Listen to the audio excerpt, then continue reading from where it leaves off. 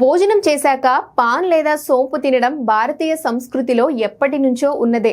జీర్ణక్రియను వేగవంతం చేసేందుకు పెద్దలు ఈ అలవాటును ప్రోత్సహించారు.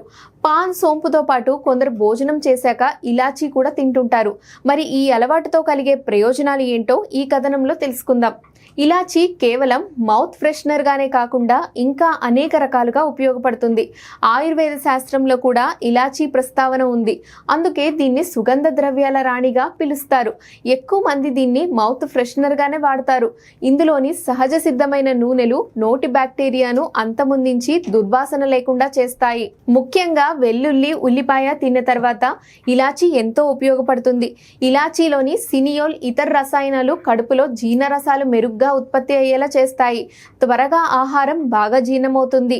భోజనం తర్వాత ఇలాచీ నమిలితే కడుపుబ్బరం, గ్యాస్, ఎసిడిటీ వంటివి కనుమరుగవుతాయి.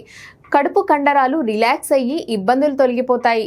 ఇలాచీలోని యాంటీ ఆక్సిడెంట్స్ లివర్, కిడ్నీని మరింత క్రియాశీలకం చేసి విషతుల్యాలు తొలగిపోయేలా చేస్తాయి. క్రమం తప్పకుండా ఇలాచీ తినేవారిలో విషతుల్యాలు తొలగింపు మరింత మెరుగ్గా ఉంటుంది. ఇలాచీ తినేవారిలో ఆకలిపై కూడా అదుపు ఉంటుంది. స్వీట్స్, చక్కెర అధికంగా ఉన్న ఇతర పదార్థాల మీద మనసు మళ్లకుండా ఇలాచీ అడ్డుకట్టు వేస్తుంది. ఇలాచీ సువాసన కారణంగా మనసు రిలాక్స్ అవుతుంది, ఒత్తిడి తగ్గుతుంది, ఆహారం తినే సమయంలో నియంత్రణ పాటించేలా చేస్తుంది.